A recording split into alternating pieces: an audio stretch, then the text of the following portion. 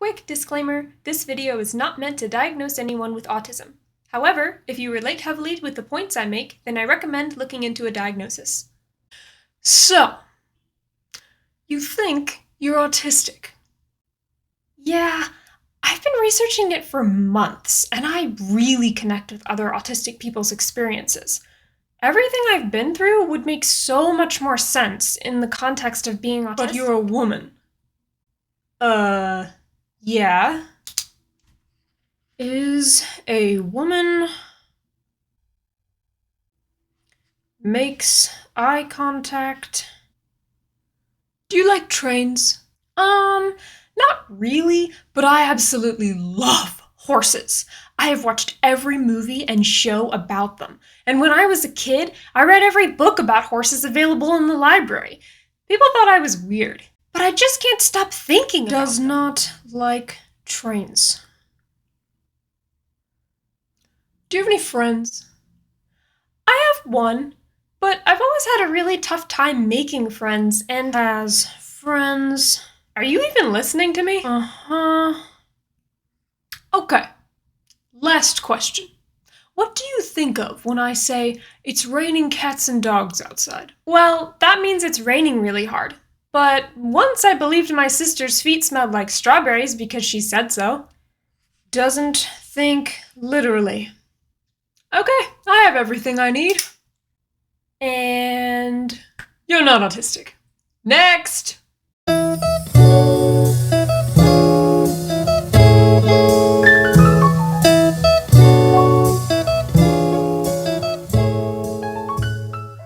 Hello, my mushrooms! Welcome back to my channel. If you're new here, welcome to my cozy corner of the internet where I aim to spread autism awareness and hope through my story. Did you know that autism presents itself differently in men versus women? This was certainly news to me when Gavin first told me that I could be autistic. I immediately thought of a little boy playing with trains and having a meltdown at the slightest change in routine. That didn't sound like me at all. When I was in school, I was taught the stereotypical view of autism, the kind that normally presents itself in men. But there is a whole other side to the spectrum, various traits that appear much more frequently in women than men. Quick disclaimer, that does not mean that these traits cannot appear in autistic men as well. After all, if you've met one autistic person, you've met one autistic person. These traits I will discuss just so happen to appear more frequently in autistic women. So why were women left behind? Well, when the criteria for autism was being developed, researchers only considered the experiences of young boys. Now, there are two ways to look at this, through the lens of a moral failing or a scientific failing. Early researchers may have only focused on boys because they were sexist, dismissing women as too emotional or too sensitive. At the same time, women are often high maskers, causing their autistic traits to go unnoticed. It could have also been a mix of both. However you choose to look at it, thanks to those early researchers, autistic females have often been misdiagnosed or underdiagnosed. Now, however, our knowledge is continuing to expand because people are beginning to acknowledge that autistic women can have unique traits that differ from men. Please note, this is not a men versus women in who has it harder. Both sexes have their own challenges being autistic in an allistic world. I am here to shed light and understanding on the more feminine side of the spectrum because that is my experience as an autistic woman. And it has been ignored for a very long time. First, let's go over what both autistic men and women have in common. Then, we'll dive into the most common male autistic traits and compare them with the most common female autistic traits. Again, these are general traits. Please remember that. Overlapping autistic traits. Both men and women on the spectrum share these common challenges. Social communication challenges, executive functioning challenges like organization, planning, time management, etc. Emotional regulation challenges that lead to meltdowns, shutdowns, autistic rage, and/or burnout. Hypo and/or hypersensitivities to sensory stimuli. I'm not going to spend a ton of time on the overlapping autistic traits today because I've already discussed them in detail in another video. If you need a refresher on the base criteria for autism, please check out my video where I decode the DSM-5 criteria for autism. I will link it above right here. Now, let's Let's compare the common male autistic traits with the most common female autistic traits. For autistic men, social communication challenges may be more externalized. For them, autism is more externally observable and less internally felt, which may lead to more meltdowns than shutdowns. For autistic women, social communication challenges may be more internalized. For females, autism is less externally observable and more internally felt, which may lead to more shutdowns than meltdowns. Autistic men are less likely to mask their autistic traits to blend in with neurotypicals, likely due to being less socially motivated than women. Autistic women, on the other hand, are more likely to mask their autistic traits to blend in with other neurotypicals, at the detriment to their own mental health due to being more socially motivated than men. For autistic men, special interests are more noticeably different from neurotypicals. Technical subjects and games are common avenues of special interests for men. Autistic women, however, often have special interests that appear socially acceptable, like animals, literature, and the arts.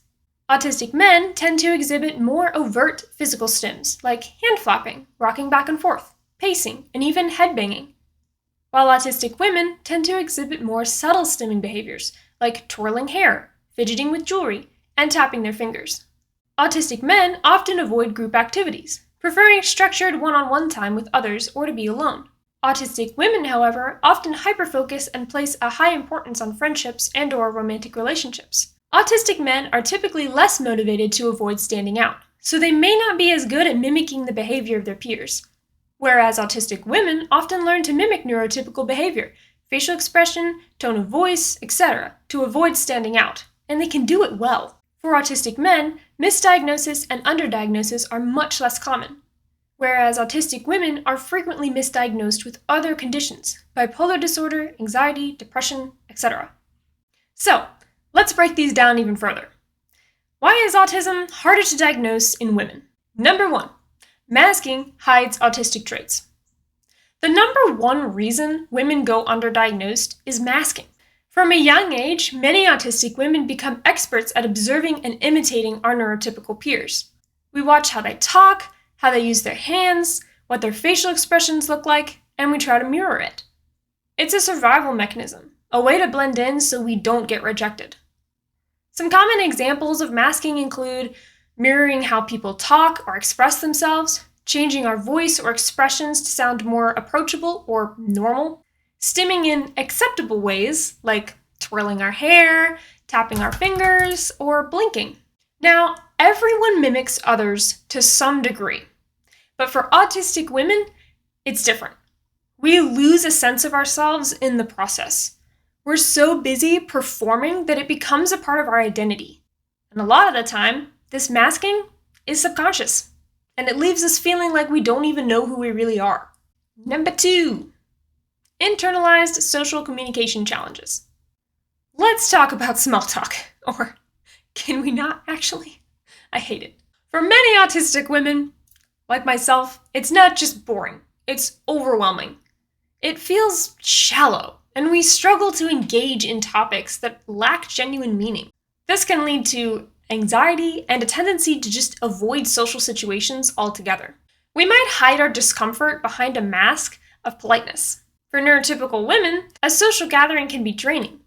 For us, it's exacerbated because it feels like a performance, not a real connection. And the social anxiety doesn't end when we leave the room. Many of us will mentally replay the entire conversation, analyzing every word, tone, every pause. It comes from a deep fear of rejection and a need for social approval. It's not just typical overthinking, it's an obsessive cycle that can even keep us up at night, worrying that we said the wrong thing. Number 3, special interests appear more acceptable.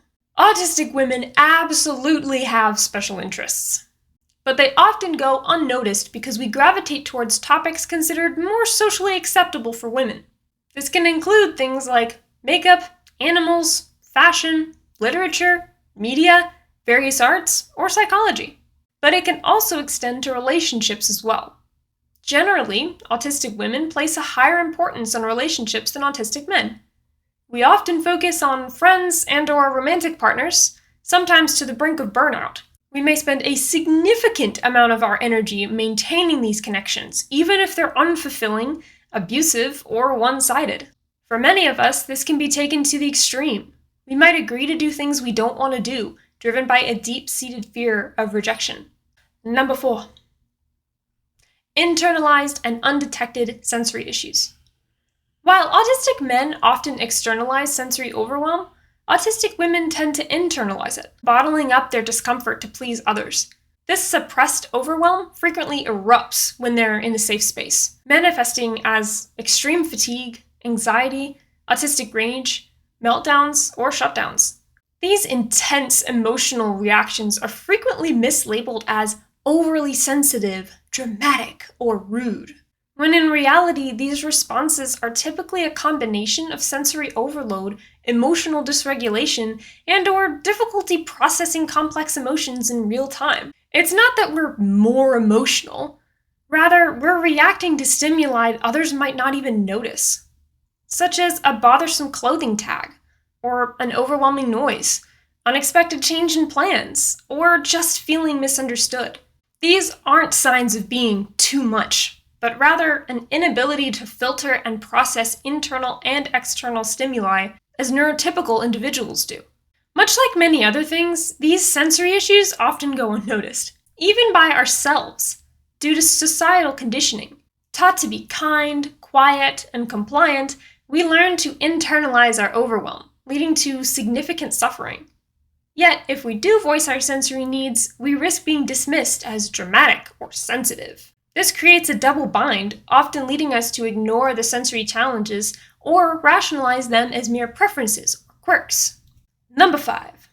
Why am I holding it backwards? Number 5. Overlooked emotional regulation issues. Autistic people often struggle with regulating our emotions, making it difficult for us to process, express, and convey our feelings. Autistic women, while generally more social than neurotypical men, are typically less social than neurotypical women, if that makes any sense, which can make our emotional regulation challenges more noticeable than autistic men. However, an autistic girl experiencing a meltdown is often overlooked or dismissed precisely because she's female. For many of us, emotions are not merely felt, they are experienced with an intense, all-consuming force. Our way of processing emotions often clashes with how others expect them to be expressed. It's not that we don't feel things, quite the opposite, actually. Our expressions just might not conform to socially acceptable norms like visible tears or outward upset. While neurotypical women are often socialized to suppress emotions, autistic women often lack the intuitive grasp of social cues that would help them express their feelings in a contextually appropriate manner. Likely due to emotional regulation issues, we deeply crave routine and predictability because it makes us feel safe by giving us some sense of control. However, we've been conditioned to suppress this need and push through changes, often at the expense of our own mental well-being. This can lead us to meticulously maintain order in our private lives, while appearing flexible and easygoing to others, all while enduring immense internal stress. While most people find change uncomfortable, autistic women experience an intense internal chaos when plans shift. We struggle to move past or shake off these disruptions, even when we're outwardly pretending to be unbothered. Number 6. That's 7. 6. Misdiagnosed and or underdiagnosed. Autism in women is significantly underdiagnosed and misdiagnosed compared to men, largely because the diagnostic criteria and understanding have historically focused on masculine autistic traits. This has led to a severe lack of recognition for how autism manifests in females. While co-occurring conditions like anxiety or depression are common, they often overshadow the underlying cause. This leads to a great number of misdiagnoses, because the fact of the matter is, for many of us, the intense mental health toll of masking our autistic traits is often the root cause of these co-occurring conditions. When misdiagnosed and treated for something else, the prescribed medications or therapies can sometimes worsen our struggles, posing a serious risk to our well-being. After a late diagnosis, we may not know who we are, and it could take a lifetime to find out. Personally, there are so many layers to the mask that I've created, I had to take a few off before I started noticing my glaringly autistic traits. So much of my mask was subconscious. a way to fit in and not stand out so I could avoid social rejection. And it's almost impossible to actually know who I am or how I'd actually react to things. And sometimes I still wonder, if I could take away all the built up fear and rejection, who would I be if I was allowed to openly be myself? Who would any of us be if we believed we could be our true, unfiltered selves? If you find yourself relating to a lot of the experiences I mentioned, I encourage you to look into an autism diagnosis. It might shake your world, but it will also lead you and others to a greater understanding of yourself, which is beneficial for growth and relationships. And always remember, every autistic person, whether your traits align with the more masculine or feminine side of the spectrum, has something beautiful and unique to offer this world. If you enjoyed this video and you want to become a mushroom among wildflowers, please consider subscribing to my YouTube channel or my blog, and I will see you in the next one.